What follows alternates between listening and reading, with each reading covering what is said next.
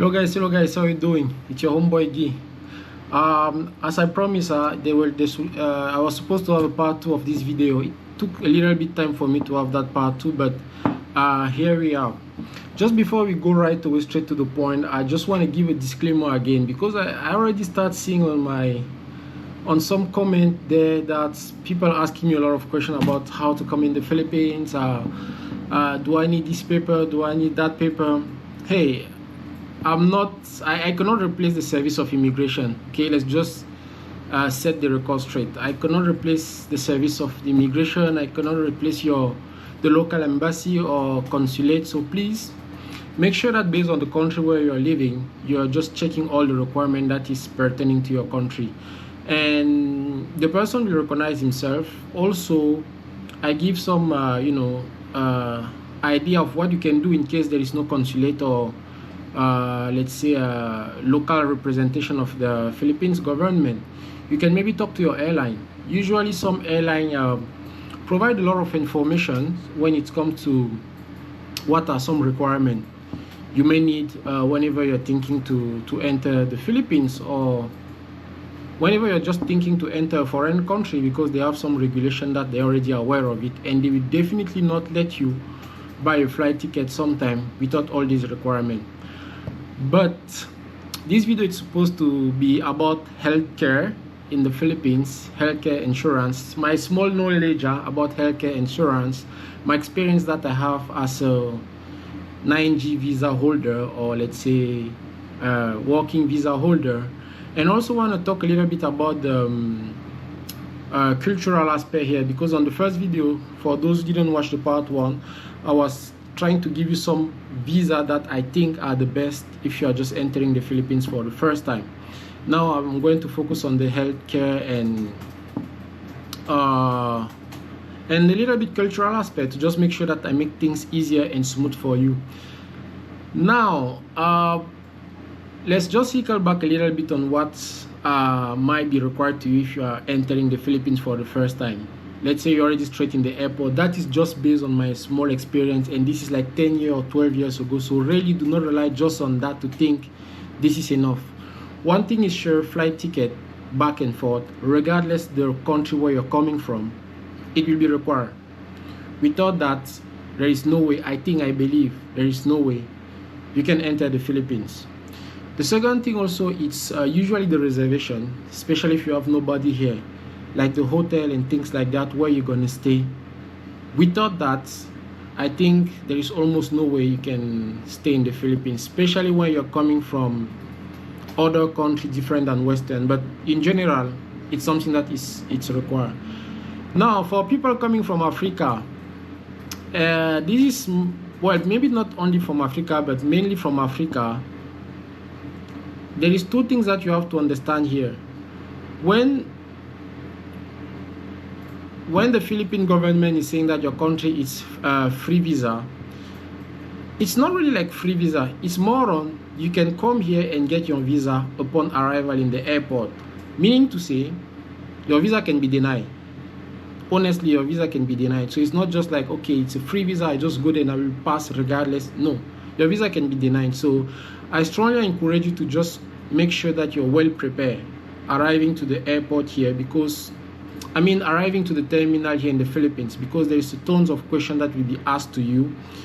And I have somebody just arrived in the Philippines a couple of months ago, and I can tell you there's really a lot of questions that are ongoing. So just make sure that you have all the requirements, and as I was saying at the start of the video, just connect with the Philippines immigration or local government here representing the Philippines, and you will have all the questions that you need about it. Now, going to the main point of this video, let's talk about the healthcare or the health insurance here in the Philippines. Can I just get my health insurance from that foreign country or from my original country and just bring it in the Philippines here and keep using it? I don't want to call the name of any insurance here healthcare insurance, because I don't want to do any advertisement here. I didn't get paid for that anyway, but there is a lot. So sometimes people are coming with the insurance from the original country and then thinking, can I still use it in the Philippines? Or do I need to get a new insurance entering the Philippines? Or if I'm in the Philippines already, is there already a health insurance there that I can use in case I get sick, or I need to go to the hospital, can I just register there? So maybe a couple things to know is, yes, in the Philippines here they have several health insurance, and actually even some international health insurance. So meaning to say, if it's an international health insurance and you were already registered, let's say in, I don't know, Cameroon, France, or whatever country you're coming from, you can still make sure before arriving here that you're having all the paper and all the documents that are required. I don't have all the detail about it, and you will definitely be able to use your health insurance here in the Philippines. That is considered that your health insurance is an international one. Now, suppose that maybe it's not an international, and entering the Philippines for the first time, you need to get a health insurance. Definitely, yes, we have. They have the, how to say that. They have a national health insurance here. That's the one that they're calling PhilHealth. Actually, this is issued by the government. So what the advantage of it is cheap. It's cheap monthly. Your contribution is quite low, and the foreigner actually can now register to PhilHealth. I think that's recently, like a couple years ago already. If you are holding SRR visa, like special visa, like a retiree people, or maybe if you're holding a alien visa. When I say alien here, is maybe like your alien certificate registration, maybe your worker or things around such kind of activity, maybe your missionary visa, spouse visa, everything that allow you to have an alien certificate registration, you can definitely apply for a PhilHealth. Now, as a foreigner, should I advise you to go with the PhilHealth? Personally, not really. Because yes, it's helpful, but visiting a country and just relying on PhilHealth as a foreigner, it might be a little bit short, because the contribution that you're giving is short, and also what they're giving back to you is quite small. Let's say, especially if you are that kind of foreigner who's having, like those illness that need a special care, or like a monthly, something like that you need to go to the hospital regularly, you will quickly run out of money in your PhilHealth insurance. So if you're holding like any alien certificate registration here, or maybe you're holding like a special resident retiree visa, which is the SRRV visa type, you can definitely apply for local health insurance here with a private company, not the PhilHealth, because PhilHealth is for the government. You can apply with the private company here. And most of people who are working in the Philippines here holding a 9G visa, or are already the company that they are working for usually already offer that health insurance. So definitely it's going to be much easier for you working in the Philippines to have health insurance. Now, for people, because usually that is also one thing, those retired people entering usually Philippines, most of them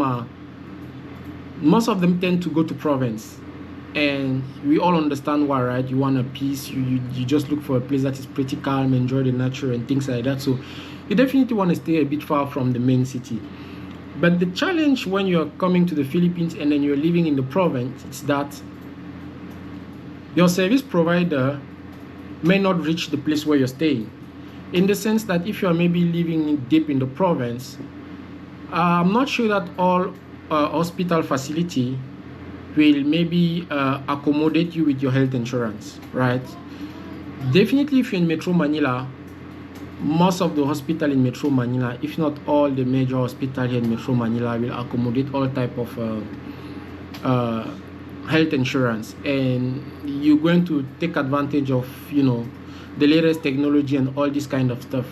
But going to the province, the challenge might be that anytime that you want to use your health insurance, some hospital here might just refer you to big city. Now, probably the last point, just to coming to the Philippines, that you also want to prepare a little bit is, I think this is applicable to every country in the world where you're going. Culturally speaking, get familiar a little bit with the culture and, you know, the way if I can say, the way the country behave, if I can say it like that. So just do some little research. This kind of thing can really, aside of all the information that I have given to you, this can really make it way much more easier, you know. It might seem like okay, why do I need to understand this, why do I need to understand that? I just go there, I ask this, I ask that. But actually, if you look at the Philippines and if you make some research, they will always tell that Filipino, when it's come to foreigner, they are very smiling, they are, you know, happy to see foreigner, very relaxed toward foreigner. They even speak English, right? This is something that is very commendable. So when you come here in the Philippines, you have already at least a feeling like you can talk to people and they already understand what you're saying. But there are also some little code here that, despite the fact that they are quite open and quite friendly with foreigner, there are also some code that sometimes, to me, it can easily be like a sort of icebreaker and make your experience even better again. Let's say, for example, I'm just giving you a random example like this. When I was arriving in the Philippines, like very long time ago, and also share it with some other guys arriving in the Philippines, is sometimes just calling someone kuya. Kuya here, for those who are not really familiar with the Philippines, kuya, it's Filipino will correct me, I don't know if I'm going to say big brother, but it's just a respectful way to also call someone, like especially men, right? Kuya, when you say kuya, and especially if he's older than you, it's very important to say that kuya, right? It's very appreciated when he hear that. Just the simple fact to call a stranger person kuya, give him that sense of, or that feeling that, okay, maybe this person is quite, you know, accommodatory, culturally speaking, he's already immersed, right? And his approach toward you will automatically switch, just with a simple thing like that, right? Just saying to somebody, instead of maybe sir, kuya, I'm telling you, even kuya, it's really something that even in the how you call that, even among the immigration officer, I can tell you, I used to call people kuya rather than sir, and it has more positive effect. Despite that sir is not insulting, sir, it's also very respectful way to address to someone. But kuya has sometimes, you know, make things a little bit different. I'm not even going to elaborate more if you're even able to clearly say one or two sentences in Tagalog. Let's say, for example, kamusta, right? Just how are you, right? Entering a taxi and just saying these kind of things. Of course, they will start talking a lot of Tagalog, thinking that you understand Tagalog and you're very comfortable speaking Tagalog. But what I'm just trying to say is that they speak English, but the little part of you saying one or two words in Tagalog can easily make your experience way much better. And we can go like this with more and more example. Let's say, for example, I know in the western part of the world, even in Africa, it's something that is very common. The confrontational part, where usually when you want to say something to somebody, you will just go straight to the person and let the person know what you're thinking or what you're feeling. In the Philippines, this is something that is not really, I don't recommend this kind of things, right? For example, like, you know, coming in the Philippines and you have to express your mind or let, you know, people know what you're feeling, or, you know, especially when the situation is a little bit difficult, or, you know, you're in a position where things are a little bit hit. I really don't encourage you to be, you know, as much frontal as you can be in the western part of the world, or maybe in some part in Africa, because here in the Philippines, the non-confrontal approach here is really the best way to approach people. And not just because you're a foreigner, even toward Filipino here, they are really not, how to say that, they are really not confrontational people. You know, usually here when there is things that are happening, they will always they will still tell you what they have to tell you, that's for sure. But, or you can still tell them what you have to tell, but it's just that maybe you're going to find a third party, maybe you're going to find another way around, but definitely do not just give the message straight as it's coming from your heart, or as it's coming from your mind. So all these little things can sometimes make your experience worse, or definitely make your experience better. So it just depends of you on how you want to have your experience in the Philippines.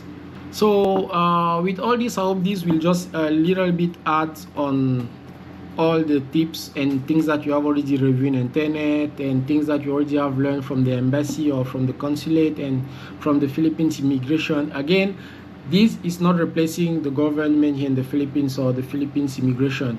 You want to travel to the Philippines, make sure that you're connecting with the Philippines immigration, make sure that you're just up to date. I think they have a website where they always give some update about, you know, things about specific country, requirement, restriction. Just make sure that you're up to date with all these. You can also leave some question in the comments, but really, whatever I can answer, I will answer. Whatever I think that it's not on my resort, and even what I'm answering is just based on my experience. So things are changing hour after hour. So I can give you an information right now, and then 30 minutes later, the information has changed. But do not hesitate. If you have any question, leave it in the comment or reach me through all my channel, Facebook, Instagram. Even though I'm not so active there, but you can still leave a comment there. Whenever I can, I will read it, or just leave it here on this video, and as soon as I read it, I'm going to comment it. For the Filipino watcher, if there's anything else that you can share with those foreigners who are looking the channel right now and about to come to the Philippines, please do so. So while waiting, take good care of yourself and be bala.